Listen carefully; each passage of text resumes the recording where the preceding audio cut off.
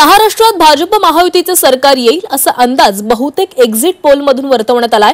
तर जिनियाच्या AI exit पोलमध्येही महायुतीच्याच सत्तेच्या जवळ जाणार असल्याचा अंदाज वर्तवण्यात आलेला आहे।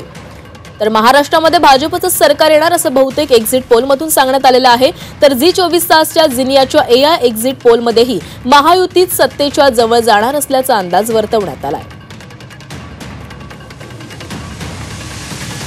तर महायुतीचा जो एक्झिट पोल आलेला आहे त्याच्यानुसार महायुती सत्तेच्या जवळ जाणार असल्याचा हा एक्झिट पोल सांगतोय।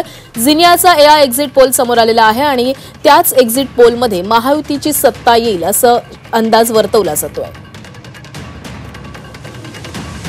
तर जिनियाच्या अंदाजानुसार महायुतीला 129 ते 159 जागा मिळू शकतात, तर मवियाला 124 ते 154 चा आकडा गाठता येऊ शकतोय।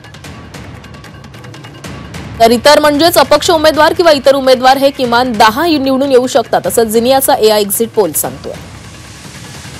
पश्चिम महाराष्ट्रामध्ये महायुतीला 28 ते 33 जागा मिळू शकतात, मवियाला 37 ते 42 असा अंदाज आहे। विदर्भामध्ये 32 ते 37 महायुती आकडा गाठू शकते, तर मविया 24 ते 29 चा आकडा गाठण्याची शक्यता वर्तवली गेलेली आहे। मराठवाड्यामध्ये 16 ते 21 आणि मवियाला 24 ते 29 जागा मिळण्याचा अंदाज देखील जिनियाच्या एक्झिट पोलमधून वर्तवण्यात आलाय। तर ठाणे कोकणमध्ये महायुतीला 23 ते 28 आणि मवियाला 9 ते 14 जागा मिळण्याचा अंदाज आहे। मुंबईमध्ये महायुतीला 15 ते 20 आणि मवियाला 15 ते 20 जागा मिळण्याचा अंदाज आहे। तर खानदेशात देखील महायुतीला 15 ते 20 आणि सारखंच मवियाला देखील 15 ते 20 जागा मिळण्याचा अंदाज जिनियाच्या एआय एक्झिट पोलने वर्तवला आहे।